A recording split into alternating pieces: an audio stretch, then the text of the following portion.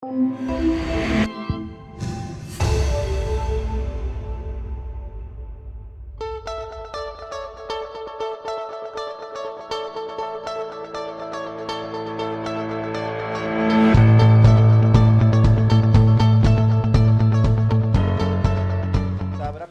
de la Escuela de Posgrado de la Pontificia Universidad Católica del Perú y profesor de la Facultad de Derecho. En esta oportunidad les quiero dar la bienvenida a este seminario en el cual tendremos la presentación del profesor Luis Hernando Cebriá, quien es profesor por la Universidad de Valencia, doctor por la Universidad de Valencia también y profesor titular de la misma Casa Superior de Estudios. Él nos va a hablar un tema propio del derecho mercantil y antes de comenzar con su brillante exposición le voy a hacer uso de la palabra al doctor José Díaz para que dé unas palabras de inicio. Doctor. Gracias, doctor Tara. Buenas noches, doctor Luis Hernando Cebriá, doctor Tabra nuevamente, doctor Héctor Lama Mori, juez supremo de la República, señores jueces de la especialidad comercial, señores trabajadores también de la misma especialidad. Tengo el agrado de darle la bienvenida al doctor Cebriá, quien gentilmente y a través del doctor Tabra ha aceptado la invitación de la Corte Superior para venir a dictarnos la conferencia ya mencionada. Yo quiero agradecer al doctor Tabra porque sin su participación de él no hubiera sido posible que el doctor Cebriá esté presente con nosotros. Entonces, de antemano, doctor Cebriá, le agradezco haber aceptado la invitación. No quiero quitarle más tiempo y muy bienvenido acá a nuestro país. Gracias.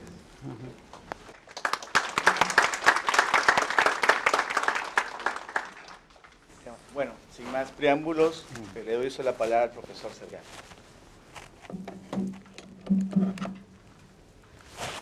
Muchas gracias, Edison. ¿Se escucha bien? Muy bien. Es un placer para mí estar con ustedes en este seminario. No sé si ustedes habrán visto el título del seminario, porque en principio tenía por objeto la cuestión relativa a responsabilidad de administradores en materia... ¿No se escucha? Pues utilizo. ¿Así mejor? Mejor. En materia de sostenibilidad en el ámbito europeo. Esta es una cuestión que ha tenido una evolución. Intentaré en mi exposición que ustedes al menos puedan ver cuál ha sido la evolución, el tratamiento desde el punto de vista jurídico, de conceptos que vamos a iniciar como conceptos que son jurídicamente indeterminados, es decir, qué es esto de la sostenibilidad, qué es incluso el gobierno corporativo, y a partir de la fijación de estos conceptos generales, buscaré darles una visión en torno a cuál es la regulación y el estado de la regulación en Europa. Como ustedes saben, en Europa nos encontramos con que ciertas medidas son tratadas de forma unitaria desde las instituciones europeas. Así surgen, de una parte, las directivas comunitarias que buscan unificar ciertos aspectos de la regulación en cada uno de los países miembros, pero que dejan cierto margen de libertad a los Estados para, según su tradición jurídica, adaptar a su normativa interna aquellos requerimientos, aquellas exigencias de mínimos que van a estar incluidas en las directivas. Junto a ello encontramos los reglamentos, que son de directa aplicación. Aquí, en cuanto hablemos de sostenibilidad, y en esta materia se ha avanzado con el tiempo, hemos de partir de la existencia de dos directivas. Una directiva ya vigente, aquí hablaríamos de una directiva o un ámbito de regulación en un segundo nivel, puesto que ya tuvimos una directiva previa en materia de información no financiera, que ahora pasa a denominarse información sobre sostenibilidad, que han de reportar al mercado determinadas empresas, principalmente aquellas sociedades que van a tener una mayor dimensión en el mercado. Pero junto a esto nos encontramos con una propuesta de directiva en materia de diligencia debida respecto de la sostenibilidad.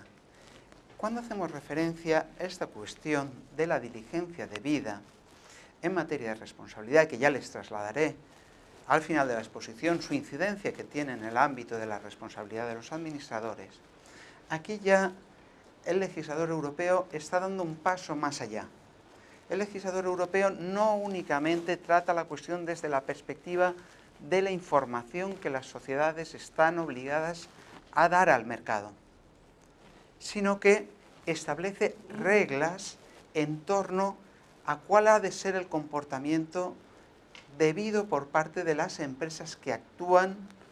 Estamos hablando preferentemente de las grandes sociedades, grupos de sociedades, pero veremos también que va a tener una implicación importante en las pequeñas y medianas empresas.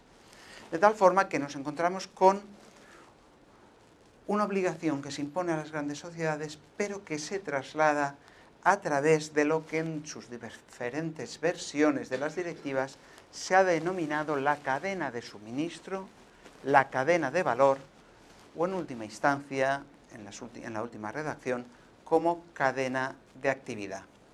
Es cierto que esto se trata de una propuesta directiva, pero también lo es que esta propuesta directiva ya ha pasado los diferentes filtros legislativos. Hace unos días ha sido el Parlamento Europeo el que ha aprobado el texto de esta propuesta y que ya había sido aprobado por el Consejo Europeo, con lo cual se espera que esté en vigor a final de año.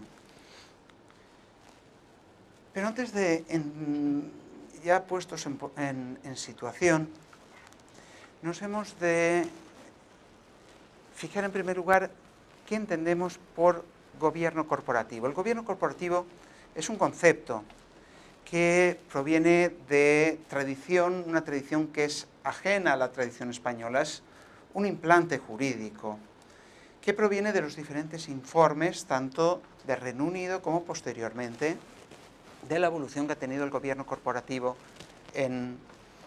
primero en Inglaterra como posteriormente en Estados Unidos. Aquí hemos de partir de un concepto que es el que figura en los años 90 en el informe Cadbury. ¿Qué es el gobierno corporativo? El gobierno corporativo es el sistema mediante el cual las sociedades adoptan sus decisiones.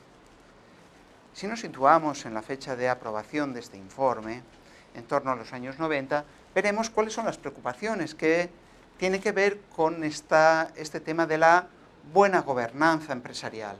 El gobierno corporativo, ¿dónde se pone el foco de la cuestión? En lo que en España denominamos el Consejo de Administración y lo que ustedes denominan el directorio. Es decir, en qué aspectos al Consejo de Administración le corresponden determinadas competencias o facultades, en cuanto a la diligencia, en cuanto a la estrategia de negocio, en cuanto a la implementación, la supervisión del resto de miembros de la organización. En Estados Unidos hace mayor referencia a los officers, ustedes a los gerentes, nosotros al consejero delegado de la compañía, y la información que se ha de reportar a los accionistas. Pero aquí podríamos hablar de una cierta interacción entre los órganos sociales, de tal forma que los accionistas también tienen una labor en este ámbito, en cuanto a la verificación de las correctas estructuras de composición del directorio. Aquí podemos encontrar diferentes posiciones jurídicas en torno a lo que denominamos los consejeros dominicales o vinculados a los accionistas, consejeros independientes, consejeros de carácter ejecutivo y no ejecutivo. Aquí, por lo tanto, si avanzamos, pues parece que ha dado un salto. Desde el punto de vista europeo, también nos encontramos con una comunicación que nos define qué se da a entender por el gobierno corporativo y que es semejante a la que encontramos en el informe Cadbury, donde se nos señala que corresponde al Consejo de Administración las funciones en relación con la gestión, la toma de decisiones, pero también las relaciones que existen no ya solo con los accionistas de la sociedad, sino también con otros grupos a los cuales la actividad económica va a poder afectar. Esto es lo que conocemos como los stakeholders en contraposición a los shareholders. Y esto va a tener una incidencia, veremos posteriormente, cuando hagamos referencia a la cuestión de la sostenibilidad. Aquí, en todo caso, se entiende que el buen gobierno corporativo va a favorecer que las empresas sean más competitivas y, al mismo tiempo, su mantenimiento en el mercado. Esta competencia llevará a que las decisiones se orienten a ámbitos de sostenibilidad a largo plazo. Por lo tanto, en el 2012 nos encontramos que ya se incluye dentro de la comunicación europea este término de la sostenibilidad. Y nos dice además, pero es que el gobierno corporativo tiene una estructura particular. En el gobierno corporativo nos vamos a encontrar con dos niveles de regulación. Una regulación de carácter imperativo, otra regulación de carácter dispositivo que deje cierto margen de libertad de autoorganización a las sociedades. Y por último, lo que denominamos los códigos de buen gobierno o el denominado derecho blando, donde la concepción del gobierno corporativo ya no es una concepción desde la perspectiva del cumplimiento normativo y las sanciones que acarrea el incumplimiento normativo, sino que se desarrolla en un plano diverso, que es el del principio comply or explain. Es decir, vamos a señalar unas recomendaciones, unas buenas prácticas que las sociedades, preferentemente las grandes sociedades, con valores sometidos a negociación en mercado de valores, van a poder cumplir. Si las cumplen, únicamente han de señalar al mercado que les están cumpliendo. En caso de falta de cumplimiento, tendrán que decir por qué no las cumplen o en qué medida las cumplen. Ahora, este cumplimiento no comporta ninguna responsabilidad ni sanción.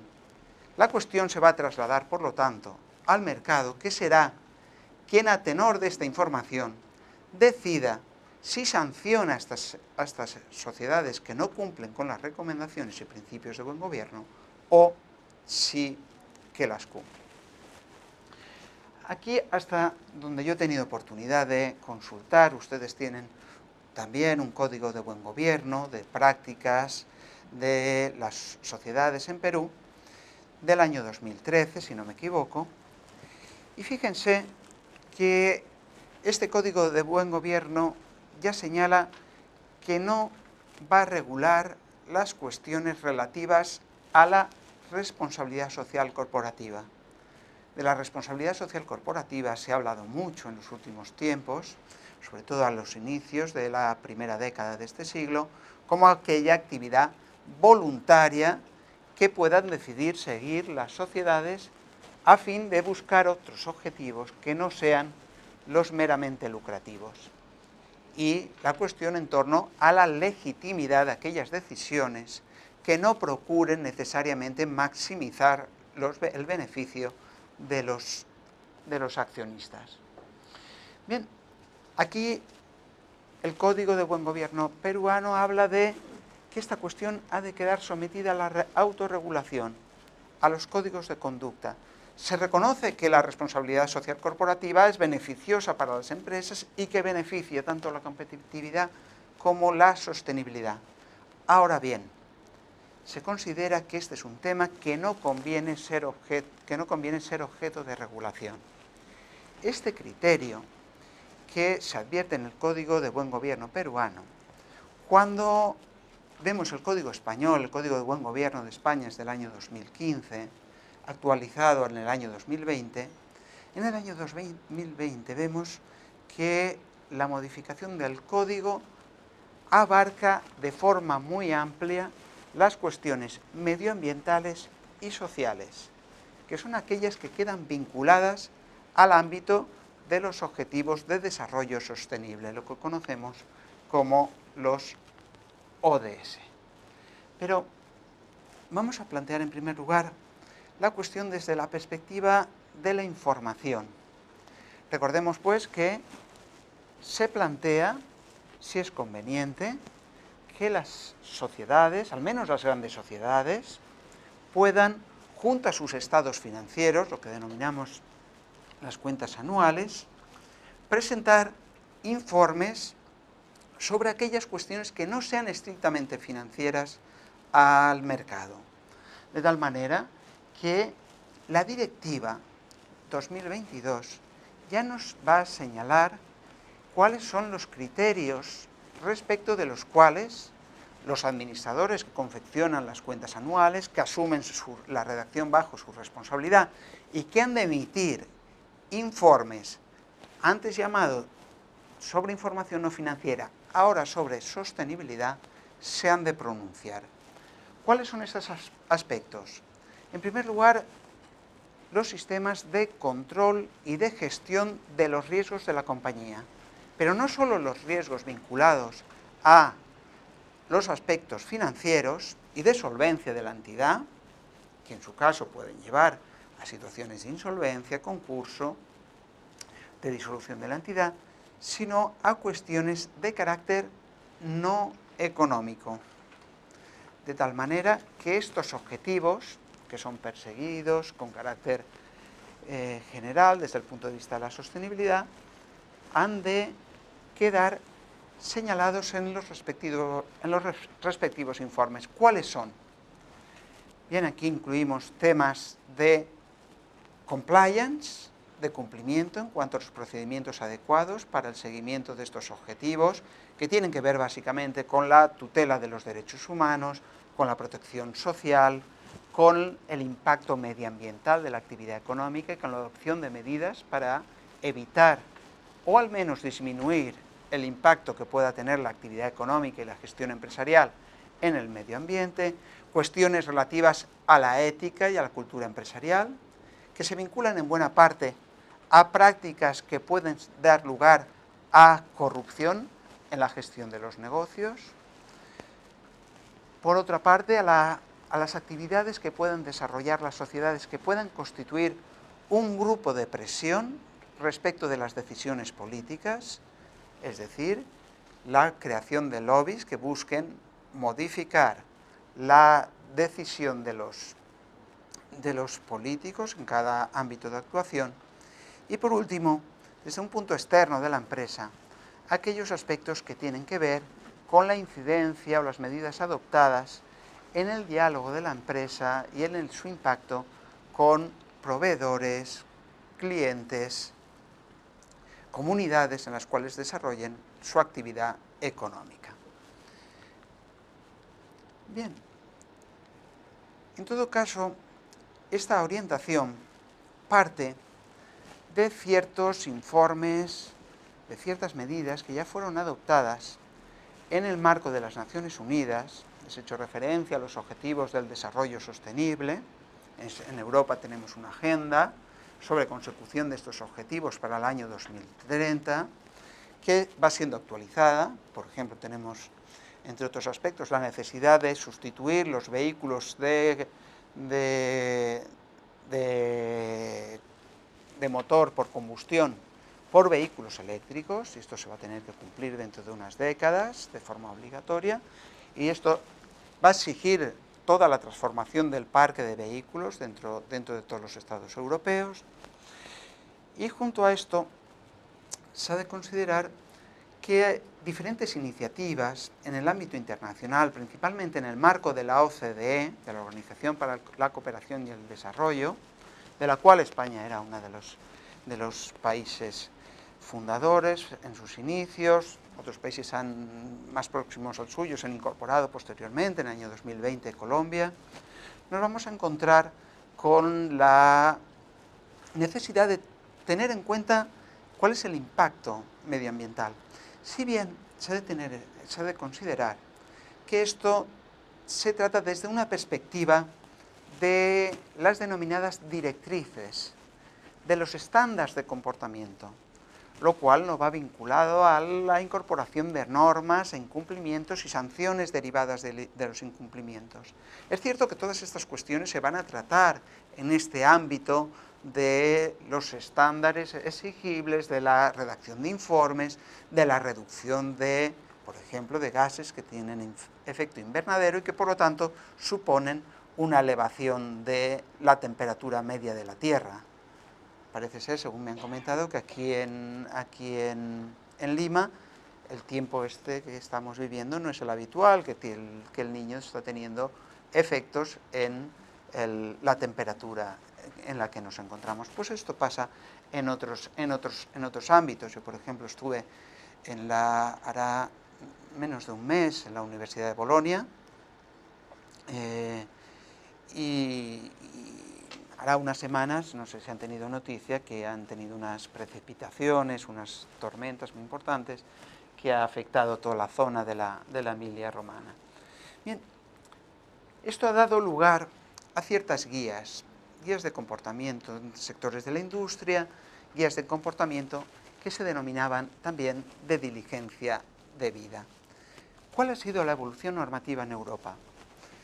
En Europa, ya les he comentado el sistema de legislar en torno a la materia societaria, principalmente a través de directivas comunitarias. La directiva de estados financieros es de 2013, posteriormente se unieron las directivas en materia de sociedades, una directiva, la 1132 del año 17 en materia de sociedades, pero ya contenía ciertas cautelas en materia de las prácticas que estaban autorizadas y las prácticas que se debían comunicar por aquellas sociedades que tuviesen su domicilio en Europa, pero que realizasen, por ejemplo, pagos a determinados estados en materia que afectara a la industria extractiva de minerales, de petróleo, de gas natural, o el efecto que pudiese tener en la deforestación de los bosques. Por lo tanto, ya teníamos una primera preocupación. Pero esa preocupación se desarrolla con posterioridad en una directiva de 2014 que España incorpora en el año 2018 y que además configura, con motivo de la crisis económica, una nueva, podemos denominar, tipología societaria, sujeta a un especial control por parte de los auditores de cuentas o de los controladores. Estas entidades están obligadas a sometimiento a revisión, a verificación técnica de sus estados financieros, en el concepto de las entidades de interés público. ¿Y por qué son entidades de interés público? Porque son entidades cuyos riesgos de una gobernanza incorrecta dan lugar a lo que denominamos problemas sistémicos de la economía. Fue bien conocido el caso de Lehman Brothers en los Estados Unidos, pero tuvimos también algún otro en Europa con anterioridad, en el año 2003, en Estados Unidos el caso de Enron. Bien, existe una preocupación en torno al control de no solo de los estados financieros, pero también reglamentos específicos en materia de protección contra el cambio climático. Y todo ello en atención al cumplimiento de las exigencias derivadas de los acuerdos de París sobre los índices de referencia. Esto trataré de explicarlo de forma rápida, porque esta cuestión nos ha llevado a un reglamento específico, que es el denominado reglamento de taxonomía. No voy a explicar todo el reglamento de taxonomía, únicamente hacerles mención de dos aspectos que creo que son claves para el entendimiento de la explicación en cuanto al tema de la sostenibilidad. Aquí se incorpora el reglamento de taxonomía, incorpora ciertas reglas en torno a las inversiones sostenibles, en torno a los servicios financieros que hayan de servir para estas inversiones sostenibles. Y junto a ello incorpora dos artículos que creo que son relevantes. Por una parte, el artículo 8, que es el que habla de la información que se ha de incluir en este estado no financiera, a efecto de que la actividad económica se pueda considerar ambientalmente sostenible. Y segundo, hace referencia al cumplimiento de los procedimientos en relación con las directrices de la OCDE, de las que les he hablado con anterioridad. Es decir, que los estados, que las sociedades, en cada uno de los estados miembros de la Unión Europea, ha de asumir estos estándares en torno a la sostenibilidad y al cumplimiento de los objetivos vinculados a los derechos humanos. Aquí, ¿cuál ha sido la cuestión y cuál es el estado de la situación actual? Porque les he comentado que teníamos una directiva europea en el año 2014 que se incorpora a España y que modifica el Código de Comercio español. Saben que el Código de Comercio español es del año 1885, el decimonónico Código español, lo modifica en cuanto a la información que se ha de dispensar al mercado. Aquí, sin embargo, se plantean ciertas cuestiones. Ya vigente esta normativa, en España ha estado en los últimos 5 años, aparece una nueva directiva. ¿Por qué aparece esta nueva directiva? Por 2 cuestiones. Primero, por la necesidad de evaluar esta información no financiera no únicamente desde la perspectiva cualitativa, sino de la perspectiva cuantitativa, el reconocimiento de ciertos estándares de comportamiento que se puedan valorar como cumplimiento efectivo de esta cuestión, introduciendo aspectos de carácter no únicamente retrospectivo, sino prospectivo. El principal problema, para resumirles el estado de la cuestión, es, bien, ¿y cómo podemos verificar el cumplimiento de estos objetivos? Aquí en la regulación, hasta hoy vigente, ya que la directiva no ha sido objeto de transposición, se decía, miren, los auditores de cuentas tienen que auditar las cuentas y posteriormente únicamente van a tener que decir que junto a esas cuentas se incorpora un informe relativo a la información no financiera. Pero ese informe no es objeto de auditoría. Es cierto que la directiva decía, no, pero los Estados miembros podrán señalar a un prestador de servicios de verificación independiente que acredite el cumplimiento. Pero esto es lo que se ha denominado en el ámbito europeo, si recuerdan les he hablado del derecho blando, del cumplir o explicar, lo que se ha denominado un semi-hard law, es decir, un derecho en contraposición al derecho blando, un derecho firme, un derecho duro, un derecho semiduro. ¿Por qué? Porque el legislador europeo deja a los Estados esta opción de señalar a una verificación por un experto independiente. Claro, toda esta cuestión ha llevado además a señalar que el informe será un informe limitado en torno al cumplimiento de los criterios que marca el artículo 8 del reglamento de taxonomía que hemos visto, en cumplimiento de las directrices de la OCDE. Pero no es un cumplimiento, no es una verificación de fondo. Esto, además, ha llevado a la Comisión Europea a solicitar un informe en torno a estas prácticas de buen gobierno vinculadas a la sostenibilidad, y ese informe reconocía que más del 40% de las empresas a las cuales se había solicitado esta información realizaban manifestaciones falsas, engañosas, en torno a los cumplimientos de sostenibilidad que decían que estaban siguiendo. Esto es lo que se denomina en la práctica como el greenwashing o el lavado ecológico. Es decir, que la empresa manifieste que está comprometida con el medio ambiente, que está comprometida con los derechos humanos, pero que esto sea una mera fachada que no se corresponda con el gobierno corporativo que efectivamente estén llevando en el mercado. Esta cuestión, que en principio se entendía como un aspecto central para el efectivo cumplimiento de estas exigencias, sin embargo, va a tener ciertas limitaciones, y les explico por qué. En primer lugar, porque si en principio esta cuestión exigía la intervención de un experto de verificación en materia de revisión de la información no financiera, se ha de permitir en la directiva necesariamente que esta función puedan llevarla a cabo los auditores de cuentas. Ustedes saben que hay diferentes, aquí estamos hablando de grandes sociedades y que nos encontramos con grandes compañías de auditoría, las conocidas como las Big Four, Ernst & Young, PricewaterhouseCoopers, Deloitte, las grandes entidades de auditoría. Y lo bien cierto es que la experiencia nos llevaría a entender que quien audita las cuentas desde el punto de vista financiero sería el que tuviese que auditar las cuentas desde el punto de vista no financiero de la sostenibilidad. Esto, en principio, puede llevar a ciertos conflictos de interés por parte de las entidades auditoras.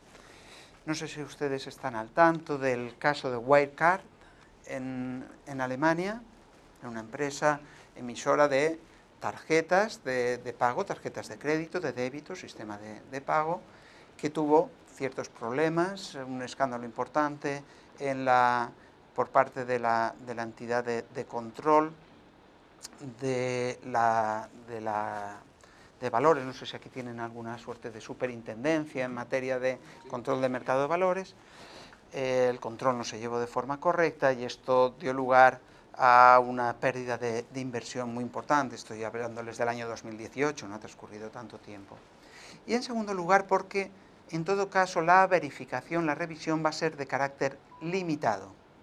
La directiva deja para el año 2028 la cuestión en torno a la posibilidad de realizar una investigación razonable y de fondo del cumplimiento de los objetivos. Ciertamente porque nos encontramos con una diversidad de cuestiones que se pueden tratar y cuyo cumplimiento va a ser complejo de entender.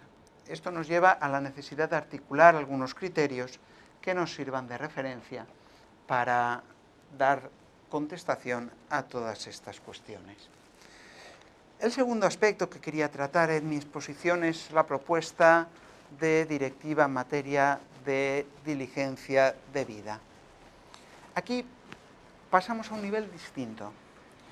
Mientras que les he comentado, el Código de Buen Gobierno tiene por objeto informar al mercado sobre si se cumplen o no se cumplen determinadas prácticas que se consideran de buen gobierno, códigos de buen gobierno que son elaborados en ocasiones por entidades públicas, en el caso de España por la Comisión Nacional de Mercado de Valores, que vendría a ser el equivalente a su superintendencia. En otros casos van a ser las propias asociaciones de las sociedades afectadas las que redacten estos códigos de buen gobierno y los vayan actualizando. Pero esto, como hemos visto, afecta únicamente a la imagen que puedan tener los inversores. Un inversor ante el mercado puede decidir en la sociedad en la que invierte su capital. Por lo tanto, puede decidir si invierte en aquellas sociedades que se entienden que son socialmente responsables, que cumplen determinados objetivos. Hasta el momento la idea era la de dar transparencia a toda esta información. Sin embargo, esto se ha demostrado que no va a ser suficiente para exigir un compromiso con los objetivos del desarrollo sostenible. Y esto cambia la perspectiva con la propuesta de directiva que les estoy comentando de 23 de febrero de 2022, que está en estado de formación, aun cuando está muy avanzada y se espera su aprobación a final de año. ¿Cuáles son los objetivos de esta directiva? Que las sociedades europeas, las grandes sociedades, y aquí hemos de diferenciar también sectores de gran impacto, aquellos sectores que se consideran industriales, que tienen un impacto en el medio ambiente y en los derechos humanos, en las condiciones de trabajo, adopten aquellas medidas que sean necesarias para evitar el impacto negativo que su actividad genere en el medio ambiente, o al menos adopte aquellas medidas que se consideren razonables para reducir este impacto en el medio ambiente. Claro, esto que son objetivos generales, los juristas tenemos la obligación de adoptar los instrumentos legales que permitan alcanzar estos pretendidos objetivos. Aquí les he dicho, bien, pero claro, la actividad desarrollada en el mercado puede tener lugar a través de diferentes entidades. Las sociedades se pueden deslocalizar, pueden crear filiales en otros estados, pueden crearse lo que denominamos empresas o sociedades empresas policorporativas, donde la actividad se desarrolle a través de diferentes sociedades, pero que tengan un nexo de unión entre ellas, generalmente a través de grupos de sociedades, digamos grupos de sociedades verticales, de subordinación, horizontales, cualquiera que sea la relación accionarial que vincule a estos grupos de sociedades. Y junto a esto nos encontramos con otras relaciones que son de carácter meramente contractual, en las relaciones entre las sociedades, sus proveedores, y a su vez de estos proveedores con otros proveedores. Todo esto lleva a lo que se denomina una cadena de actividad. Bien, en este caso nos vamos a encontrar con que la regulación va a tratar de imponer reglas de comportamiento debido a estas sociedades, y estamos hablando de las sociedades, grandes sociedades europeas, pero no únicamente las sociedades europeas, sino también aquellas sociedades que dependan de las sociedades europeas. Por lo tanto, va a vincular a sus filiales, independientemente de dónde están radicadas. Y es más, estos cumplimientos van a ser exigibles a las sociedades extranjeras que actúan en el mercado interior. Ustedes saben que en el ámbito europeo el mercado es único, de tal forma que existe dentro del Tratado de Funcionamiento de la Unión Europea, existe libertad de capitales, libertad de establecimiento también de las sociedades. Por lo tanto, si el mercado es único, la regulación en cuanto a la exigencia de comportamiento de las sociedades, de las entidades en cada uno de los estados, sea España, sea Italia, Alemania, Francia, tendrá que ser el mismo. Pero es que esto no es una realidad separada de la que ya existe en diferentes estados. Esto proviene de iniciativas que tienen lugar en el propio corazón de la Unión Europea, es decir, en los estados fundadores. Francia tiene una loi de vigilance referida a las sociedades matrices y a las sociedades filiales. Es decir, que impone la asunción de las sociedades francesas matrices de las actividades que realicen sus filiales fuera del territorio francés. Junto a esta ley de vigilancia, que es un concepto relevante, el concepto de vigilancia, para entender el concepto de due diligence, que luego les explicaré, en Alemania también tenemos una ley específica, tampoco de hace poco tiempo, que es la Lieferkette-Sorgfaltspflichtgesetz, que traducido sería algo así como ustedes saben que los alemanes juntan en una única palabra conceptos complicados, sería algo así como la ley de responsabilidad o de diligencia dentro de la cadena de suministro.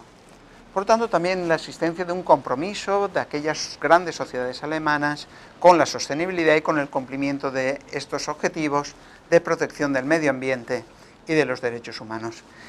La situación en España. En España tenemos desde muy recientemente, el año pasado, un anteproyecto de ley que busca también tutelar en materia de sostenibilidad aquellos aspectos que tienen que ver con el medio ambiente, con los derechos humanos, para las denominadas empresas transnacionales españolas, aquellas empresas que actúan en diferentes mercados.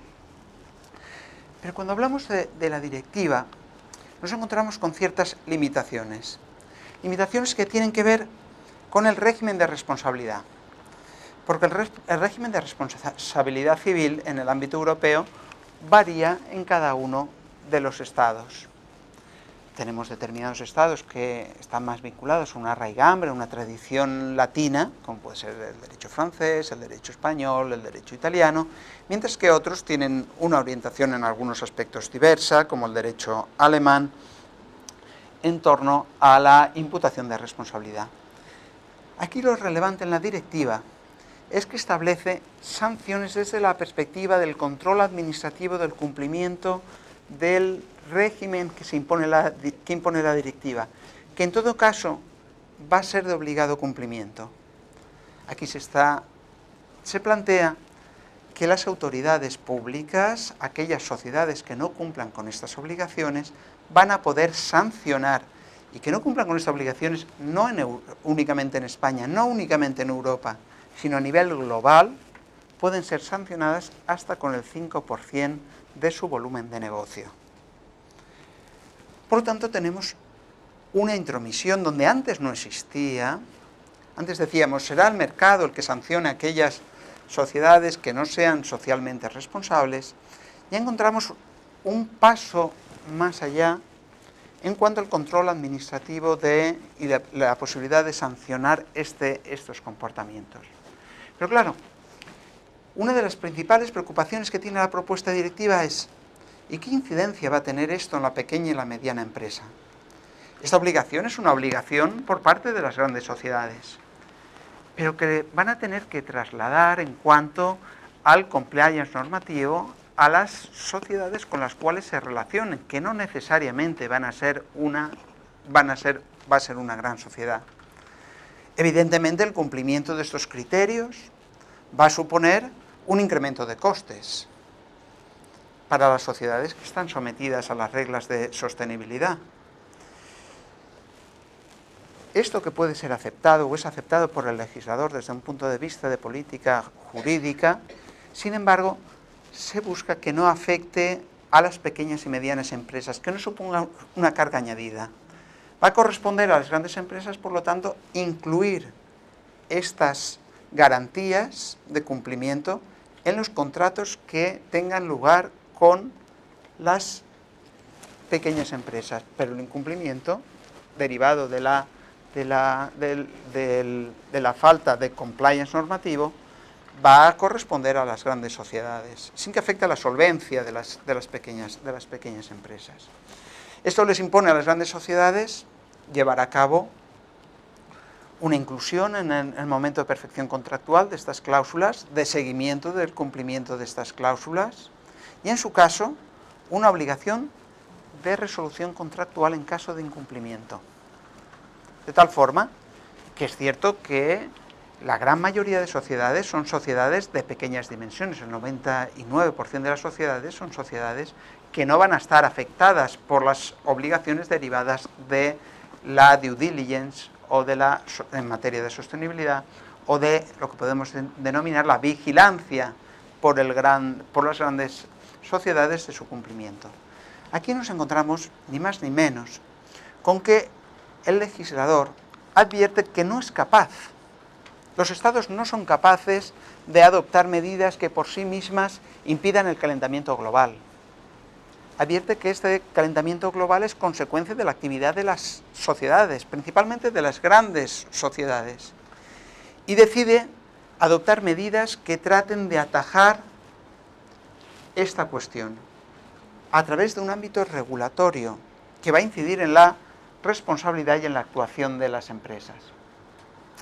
En todo caso, esto no constituye una obligación de resultado, porque no puede constituir una obligación de resultado. Lo que se trata es de que las sociedades, las grandes sociedades, los grupos de sociedades, acrediten que adoptan las medidas necesarias para tratar de minorar, de reducir, dentro de la posibilidad de cada una de las empresas, con los impactos negativos que su actividad va a tener en el medio ambiente y en los derechos humanos, tanto en el corto como en el medio, como en el largo plazo. Esto, para que se pueda llevar a cabo, establece ciertos criterios, derechos de denuncia, principalmente por parte de los trabajadores a lo largo de toda la cadena de valor, que señalen que no se están siguiendo esos principios de sostenibilidad, de tal forma que ese incumplimiento, esa denuncia, pueda dar lugar a un procedimiento y a la responsabilidad derivada de las empresas. Aquí, sin embargo, nos encontramos con ciertas limitaciones. Les comentaba que el título de la ponencia en principio era la de la responsabilidad de los administradores desde el punto de la diligencia debida o de la vigilancia en el cumplimiento de estas obligaciones. Esto se encontraba regulado en la directiva. La directiva establece, esta normativa es obligatoria, de obligado cumplimiento, sin perjuicio de la existencia de otra normativa que tutele el trabajo por parte de menores de edad, que tutele los derechos humanos, las condiciones de seguridad e higiene en el trabajo, que tutele derechos que puedan estar reconocidos en otra legislación. Esta legislación va a ser independiente, va a ser obligatoria y va a dar lugar al derecho a la plena compensación del daño causado por parte de las sociedades al realizar su actividad. Sin embargo, como consecuencia de la evolución del proyecto normativo, nos vamos a encontrar ya con ciertas... Es más, esta directiva se ha aprobado por el Parlamento Europeo, pero no se ha aprobado con una mayoría abrumadora, sino que ha sido objeto de un largo debate. Y se ha ido modificando en ciertos aspectos. Primero, las grandes sociedades no asumen la responsabilidad derivada de la actividad exclusiva desarrollada por aquellos con los cuales no tenga una relación societaria, que no sea una filial de la entidad, sino que sea un colaborador, un socio, un contratista, cuyo daño sea de su exclusiva responsabilidad. Por otra parte, el resto de casos, la responsabilidad, esta es la versión que existe del Consejo, que es únicamente en inglés, donde se recoge que en el resto de casos la responsabilidad va a ser solidaria por todos aquellos que actúen de forma conjunta a lo largo de la cadena de valor. Por otra parte, nos vamos a encontrar, esto es lo que les comentaba, en torno a la aplicación obligatoria, en cuanto a la existencia de esta autonomía respecto de otras normas. Pero lo que quisiera detenerme es en dos artículos que han sido muy controvertidos de la directiva en su redacción original, el artículo 25 y el artículo 26, que son los que tienen que ver con la responsabilidad de los administradores derivados de incumplimientos en materia de sostenibilidad y que toca el núcleo básico del derecho de sociedades.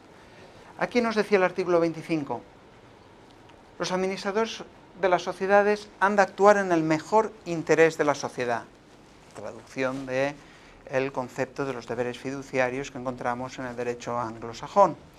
Es cierto que en las diferentes versiones de la directiva, mientras que en la directiva anglosajona se hacía referencia a the interest of the company, es decir, al interés de la compañía, la versión alemana hablaba del Interesse des Unternehmens, del interés de la empresa, igual que la española, que son conceptos distintos. La sociedad no es una empresa y los valores que se incorporan a la empresa no son los valores que persigue una sociedad, en cuanto exista una cierta interacción. Fíjense, por ejemplo, esta cuestión de la que estamos hablando fue modificada en el Código Napoleónico Civil, no hace mucho, a través de la Loi Pacte. Ustedes habrán estudiado todos que la sociedad es el contrato por el cual, yo creo que aquí en Perú las sociedades han de constituir 2 miembros mínimo. En España no, en España cabe la constitución de sociedad unipersonal. Es más de 1/3 de las sociedades que se constituyen hoy en día son sociedades unipersonales. ¿Por qué? Porque en la práctica nos encontrábamos con que se constituían con 60.000 acciones, un socio tenía 59.999 y el otro tenía una, lo que se denominaba el socio de complacencia, no sé si ocurre aquí también. Y en la práctica esto llevó a decir, pues miren, vamos a evitar estas situaciones y vamos a admitir la sociedad unipersonal. Pues en relación con esto, nos encontramos con que se nos decía, en Francia, les estaba diciendo el contrato de sociedad por el cual 2 o más personas ponen en común bienes, industria, alguna de estas cosas, con el objetivo de obtener, en el derecho español, ganancias o repartirse un lucro. Sin embargo, el Código francés se modifica para decir, teniendo en consideración los aspectos medioambientales y sociales. Por lo tanto, esto es un cambio relevante, donde ya estamos incluyendo cuestiones de interés general dentro de una institución que en principio es puramente privada. Aquí se nos decía, bueno, y los administradores han de tener en cuenta asimismo las consecuencias de sus decisiones en términos de sostenibilidad en el corto y en el medio plazo, teniendo en cuenta qué impacto tienen los derechos humanos en el medio ambiente y en el cambio climático. Y los Estados velarán porque incluir dentro de su régimen estas obligaciones de los administradores. Sin embargo, junto a esto, nos decía que los administradores son los responsables en la preparación de toda la documentación en torno al cumplimiento normativo y de supervisión de las obligaciones derivadas de esta diligencia debida. De tal modo que tenían que aplicar las iniciativas de ajuste a la estrategia corporativa para cumplir con estos objetivos. Sin embargo, esta cuestión fue muy debatida en el Consejo Europeo, estoy hablando a final del año pasado, y la versión final, sin embargo, dejó de recoger estos dos artículos. ¿Cuáles han sido los motivos que han dado lugar a que estos dos artículos no sean objeto de aplicación? Se decía, mire, esto afecta a un aspecto nuclear del derecho que va más allá de la necesidad de armonización y que tiene que ver con el régimen de responsabilidad a los administradores. Esto afecta, por lo tanto, al deber de diligencia, entendido en cada uno de los Estados miembros. Aquí surgieron diferentes reticencias en cuanto a poder derivar esta responsabilidad como consecuencia de incumplimientos en materia de sostenibilidad a los administradores sociales. De tal forma que esto incide en cierta medida en lo que podemos denominar la regla de la discrecionalidad empresarial. Puesto que si el administrador ha de tener una cierta discrecionalidad a la hora de adoptar decisiones sociales, el criterio de la discrecionalidad va a estar claro cuando tratemos de cuestiones meramente financieras. Pero claro, aquí, ¿en qué situación ponemos al administrador? Puede ser que una decisión sirva para maximizar los beneficios, pero si tenemos en cuenta el impacto medioambiental, genere pérdidas para la sociedad. O podemos encontrar situaciones donde se afectan diferentes intereses involucrados. Intereses que puedan afectar al medio ambiente, pero al mismo tiempo a las condiciones de los trabajadores a la hora de realizar la actividad. ¿Cuáles los intereses que se ha de dar prioridad? Todas estas cuestiones han llevado a que desaparezcan, como les digo, estos dos artículos, y a considerar que la variedad de sistemas de gobierno corporativo, porque el gobierno corporativo a nivel europeo no se encuentra armonizada, no tenemos una directiva en torno a deberes de los administradores, por ejemplo, ha de quedar dentro del ámbito nacional y de la regulación que se quiera dar. ¿Qué les quiero decir con esto? Que en definitiva, esta regulación enfoca la responsabilidad desde el punto de vista patrimonial de las sociedades. Van a ser las sociedades las que respondan en último término, y no así los administradores. Con lo cual, nos situamos en un ámbito difícil, o les diría de ponderación de intereses, entre lo que sería un capitalismo tal y como se entienden en los códigos de comercio, un capitalismo más de orden liberal, entendemos en Europa. No sé si el concepto liberal es el que conviene tratar aquí. Yo lo único, y releyendo al maestro Garrigues, el maestro Garrigues en un trabajo hace ya, pues este trabajo sobre la empresa tiene 61 años, hacía esta mención.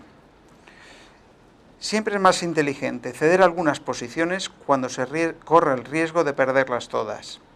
Y si la reforma de las viejas estructuras políticas parecen ser una cosa inevitable, preparémonos los juristas para poner a punto nuestros instrumentos, incluso para echar por la borda los instrumentos que ya nos parezcan anticuados e inservibles, a fin de poder dar respuesta a los economistas y sociólogos justa y exacta del reto de la empresa. Pues esto que decía el profesor Garrigues, que es el creador de la Escuela Española del Derecho Mercantil, vuelve a estar más vigente que nunca. Es decir, ¿hasta qué punto están dispuestos las grandes empresas a renunciar a parte de sus beneficios o asumir una responsabilidad que no sería la propia en la constitución de una sociedad, en una vertiente que podemos denominar más institucional, para aceptar la reducción de sus beneficios en compensación de la repercusión que su actividad puede generar en el mercado. Es decir, hasta qué punto el capitalismo, en un momento en el cual, además, este capitalismo se encuentra en continua disputa con otras tendencias políticas de planificación económica, principalmente estoy pensando en el desarrollo de China en el ámbito económico, va a tener que ceder determinadas posiciones en pos de otros valores que no son estrictamente privados, sino que son de interés general. Les traigo una frase también que en su día dijo Henry Ford: aquella empresa que solo piensa en obtener beneficios ya es de por sí una empresa pobre. Muchas gracias por su atención y quedo a su disposición para su posterior comentario.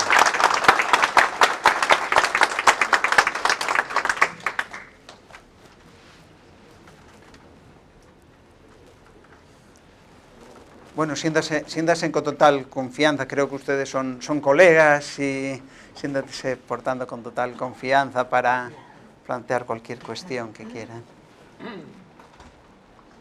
Bueno, gracias por la exposición. Es un tema que está conectado con el área comercial, diríamos más del gobierno a las empresas. Esto del gobierno corporativo se incluyen tres elementos que usted comenta, como son medio ambiente, corrupción y derechos humanos. Parte de la faceta ética de las empresas. Y que hay, por supuesto, en Europa y también hay acá entidades que supervisan los estados financieros. No solamente para ver qué tan rentable ha sido el negocio para esas empresas, sino qué cosa hay de su actividad en el marco de estas reglas vinculadas al buen gobierno corporativo, ¿no? Asuntos éticos básicamente, que es lo que le preocupa al Estado, ¿no? Entonces nosotros hemos tenido una experiencia que usted seguro conoce, pues una noticia mundial, de empresas constructoras que terminaron involucradas en la corrupción, desde el directorio de las grandes empresas peruanas, aparte de las extranjeras. Como se sabe, la corrupción es un acto secreto, difícilmente, salvo que alguien hable, no se detecta. Esta vigilancia de los estados financieros, ¿qué tan eficaz es para detectar estos dineros oscuros o dineros que están en una caja aparte? Porque según lo que se escucha en los medios, hay una especie de cuenta reestructurada o una cuenta con dineros provenientes del negocio, pero puestos en un área no identificada. ¿Qué tan eficaz es esta en Europa, ¿no? Usted tiene experiencia, o en el mundo, estas vigilancias de estados financieros para detectar estos posibles ámbitos de corrupción? Ya que si una empresa entra a ese terreno, puede entrar a cualquier otro terreno, no le interesarán el medio ambiente, menos le interesarán los derechos fundamentales. Si quiere ganar una obra haciendo actos de corrupción, entonces su negocio es simplemente el dinero, no el servicio, digamos, ¿no? Sí. Bueno, son muy interesantes, son muchas cuestiones en una y con muchas derivadas. Si les comento el caso más sonado, que fue el caso más reciente, porque ha habido muchos otros casos, el caso más sonado, que fue el caso de Wirecard, que era la pretensión de que en Europa existiera una tarjeta de crédito, un servicio de pago similar al que existe como Mastercard o Visa, a través de esta. Y lo que ocurrió era que existían unas cuentas en escrow, unas cuentas fiduciarias situadas en países del este asiático, que no se comprobaron de forma correcta y por tanto llevó a que estas sociedades estuviesen en una situación prácticamente de insolvencia sin que lo conociesen los inversores. Claro, estas prácticas suponen un riesgo porque el mercado financiero se mueve por confianza. Desde el momento en que los inversores no tienen confianza, van a buscar otros fondos, otros ámbitos de inversión que, aunque generen una rentabilidad más baja, le generen esta seguridad. Por lo tanto, nos encontramos con la necesidad de articular mecanismos. Esto llevó a una modificación por parte de la entidad regulada de la ley de auditoría, por parte del regulador alemán. Pero claro, siempre estamos dentro de esta cuestión, porque ¿quién paga las auditorías? Las pagan las sociedades. La sociedad tendencialmente buscará aquella auditoría que sea más benévola a la hora de realizar la investigación. ¿Cuál es la alternativa? Que las auditorías sean de carácter público. ¿Quién paga al auditor? ¿El Estado? La cuestión, por eso les decía, la cuestión no es sencilla. La cuestión de la doble contabilidad o de las cajas B que sirvan para utilizar, sobre todo en materia de construcción, que es algo que también ha estado presente en el ámbito español con algunas constructoras que generan mucho dinero, y ese dinero en ocasiones tiene un carácter opaco, oculto, o la utilización de entidades de propósito especial o entidades puentes radicadas en paraísos fiscales. Bueno, esto tiene sus dificultades, claro, se avanza en materia de fiscalidad en el ámbito internacional, intentando impedir este tráfico de capitales, pero no siempre es sencillo. El punto de la corrupción, claro, el tema de la corrupción nos lleva más allá, yo creo, que del derecho mercantil. El tema de la corrupción, al menos desde el estudio del derecho mercantil, tiene que ver en parte con la aceptación de en nuestra ley de sociedades de capital tenemos diferentes artículos relativos al deber de lealtad, artículo 228. Los administradores tienen prohibida de forma radical recibir beneficios o retribuciones de terceros de la sociedad, salvo, dice la ley, que sean de mera cortesía. Lo que se trata es que el administrador procure el interés social. Claro, aquí en acto de corrupción podemos decir, bueno, es que el administrador procura el interés social, porque está beneficiando a su propia sociedad. Busca obtener unos contratos que no tendrían unas condiciones que fueran ajenas. Lo que les vengo a decir es que, en el fondo, de lo que se trata es de identificar aquellos puentes que van más allá de la concepción tradicional de sociedad desde el punto de vista privado, del reconocimiento de la existencia de intereses generales, intereses públicos, que han de ser calibrados, y no es sencillo en toda ocasión entender hasta qué punto es conveniente para las sociedades que el legislador imponga ciertas condiciones que afecten a la autonomía de la voluntad, porque si restringimos en demasía la autonomía de la voluntad, la capacidad autoorganizativa, relativa a la gestión, vamos a encontrarnos en una situación, digamos, en un mercado globalizado de peor situación competitiva de unas empresas respecto de aquellas que tienen su sede en aquellos países donde la regulación es, digamos, más laxa, o donde nos podemos encontrar con ciertas situaciones de compra de fuero. Y esta es una práctica que también se halla presente en Europa. En determinados países se ha discutido mucho en torno a el traslado del domicilio de sociedades a aquellos ámbitos donde tenían un mejor trato financiero, principalmente Luxemburgo, Holanda, que es donde está el caso singular de Google en Europa, que está radicado en Irlanda, con ciertos beneficios fiscales, y que está llevando a que se trate de sancionar desde la perspectiva del derecho de las ayudas de Estado y del derecho antitrust, que es un derecho que no está en principio pensado para estas cuestiones, pero que sí que tutela el mercado desde el punto de vista de la competencia. Es decir, esto son muchas teclas que hay que tocar, como si algunos de ustedes tocan el piano, y hay que tocarlas con cuidado y de forma armónica para que la melodía salga de forma adecuada y no perjudiquemos la libre iniciativa económica, claro.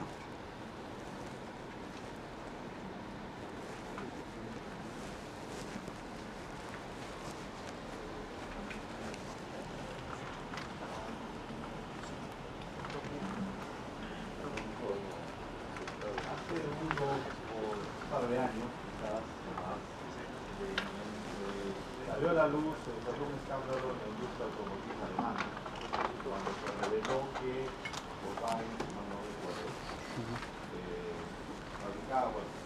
fabrica coches de combustión, generaban un nivel de emisión de gases, sin embargo, los vendían deliberadamente, producían un nivel muy inferior de emisión de gases, ¿no? Y eso era, por supuesto, una política de la este supuesto calza como un supuesto de infracción a la sostenibilidad ambiental bajo la cobertura de las normas y de todo lo que usted nos ha referido.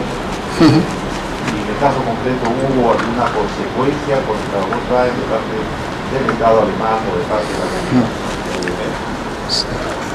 comunidad. Sí, es más, yo recuerdo porque yo residía en Alemania en esas fechas y hubo una controversia muy importante. Saben que en Alemania el sistema de las grandes sociedades es un sistema de cogestión, donde tienen un directorio y posteriormente tienen un órgano de vigilancia que se ocupa de a su vez controlar al órgano al directorio o al órgano de administración o de gestión. Y fundamentalmente esta cuestión en torno a Volkswagen y la emisión de gases es el fundamento que da pie a la exigencia de este régimen. Porque claro, siendo Volkswagen, a su vez Volkswagen puede subcontratar determinadas composiciones o elementos del vehículo, con lo cual nos encontramos con que tiene la capacidad de, digamos, limitar el impacto que tenga sobre la sociedad el incumplimiento. Y lo que se está tratando a través de este ámbito de la responsabilidad es de extender a todo el ámbito de las sociedades que están dentro del grupo de Volkswagen la responsabilidad. Si se ha fijado, hemos dicho que la responsabilidad, en los artículos que le he señalado, es una responsabilidad que será solidaria de todos los que participen dentro del grupo o dentro de la actividad de suministro de los diferentes componentes. Por lo tanto, aparte de la sanción, que es una sanción derivada de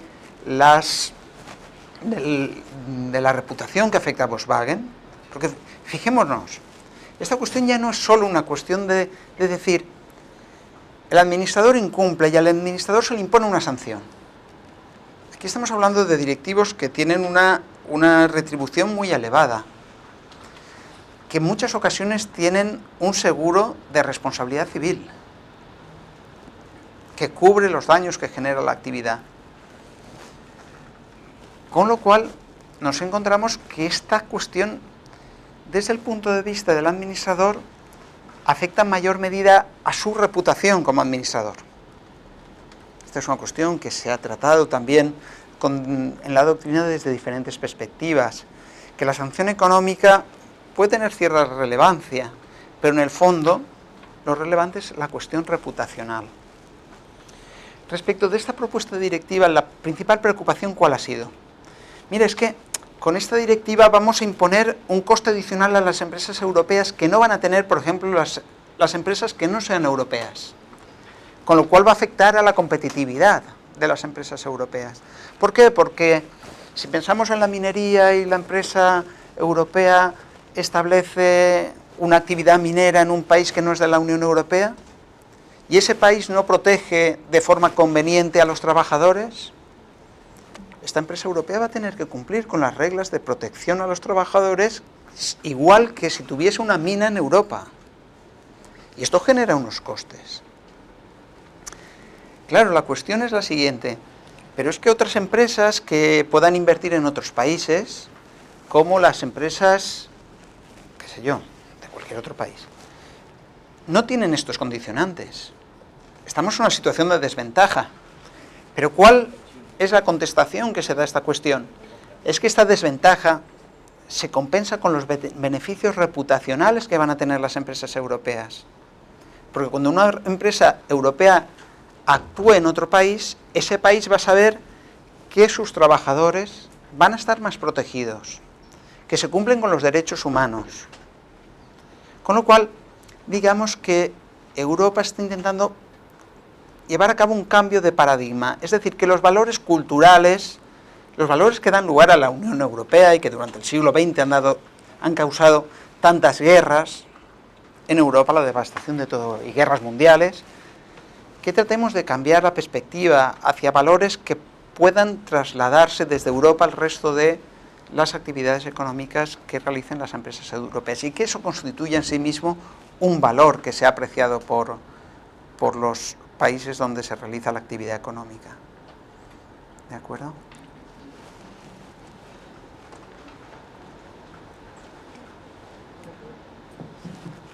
En esta idea que tiene, que dijo sobre la preocupación de las autoridades europeas sobre la competitividad y la aplicación de estas directivas, ¿sienten que tienen algún aliado, por ejemplo, en el bloque de Norteamérica, o caminan solos?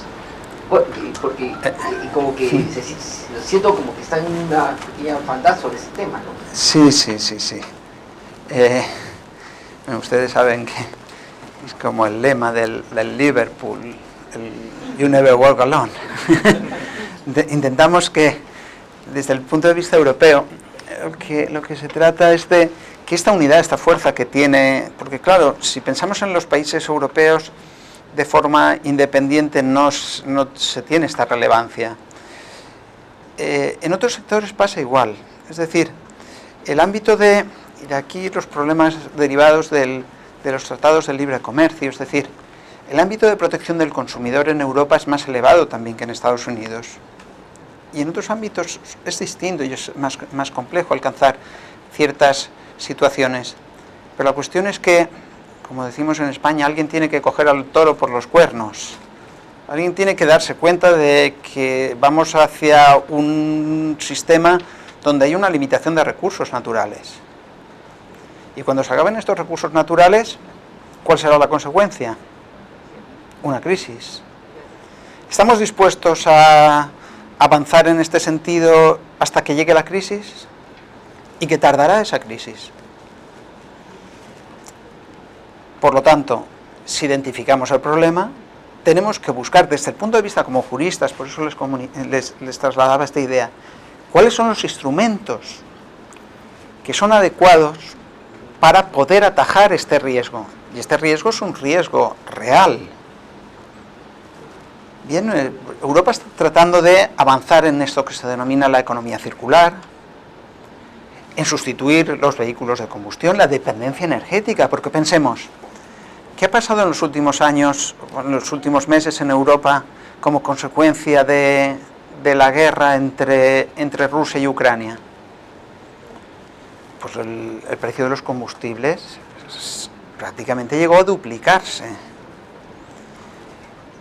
Bien, hay que reaccionar. Europa es dependiente de los combustibles fósiles que provienen de otros países. Hay que evitar esta dependencia energética. Y esto es lo que se está tratando. Igual que ocurre, por ejemplo, en materia de los chips, de los microprocesadores, que hay una dependencia también del este asiático, y que necesita de una política industrial a nivel europeo que permita una sostenibilidad. Una sostenibilidad, porque nos estamos dando... Hay una conciencia de que se han de adoptar medidas en este sentido para evitar posteriores crisis. Y cuando llegue esa crisis, que al menos determinados territorios estén en una posición fuerte para enfrentar mejor a esa crisis. Y esa es toda la cuestión que se está tratando, o que se trata en estas directivas. ¿De acuerdo? No sé si les he podido dar la perspectiva de la razón de ser y de la motivación de esta regulación.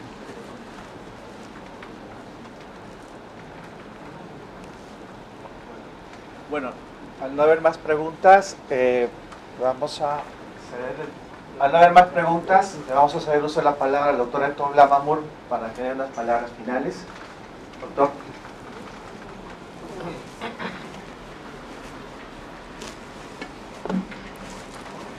Gracias. Muchas gracias, profesor. Bueno, esta ha sido una exposición bastante interesante. Aborda el tema del gobierno de las empresas, el gobierno corporativo. Y, por supuesto, no todo es color de rosa, como acabamos de escuchar, ¿no? Hay asuntos que desencadenar, de ahondar, de investigar. y por supuesto que en esto tiene un rol muy importante la regulación de los estados, ¿no? Sin maniatar, sin atrapar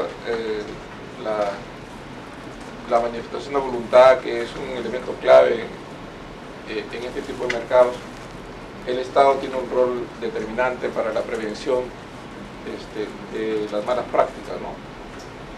Bueno, quedarán, supongo, muchas preguntas que por razón de tiempo no se hacen, y el tema es bastante rico en ese aspecto, y por lo cual estamos bastante agradecidos. He sido parte de este grupo humano por varios años, y por razón de mi función estoy ahora en otra labor, pero siempre estamos conectados, y estoy seguro que muchos de los que hemos estado el día de hoy llevamos anotaciones que por ahí responderemos algunas de las preguntas que quedan todavía en el ambiente. Muy agradecido de parte del área comercial de la Corte Lima, y en mi caso de parte del Poder Judicial, por su apoyo y su conocimiento que nos ha traído el día de hoy. Y me han encargado, la verdad que no está en el programa, para entregarle un reconocimiento. Muchas gracias, muy agradecido. Por su brillante exposición. Gracias. Y el doctor Díaz va a entregar el diploma.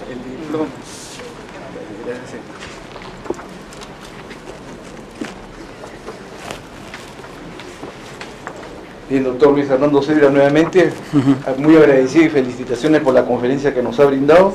A nombre de la Corte Superior de Justicia de Lima, le agradecemos entregar este diploma que certifica su participación en este evento. Gracias. Muy bien, muchas gracias.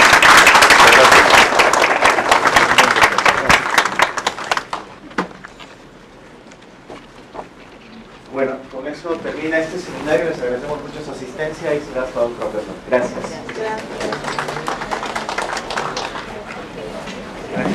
Bueno, muy bien, ¿verdad?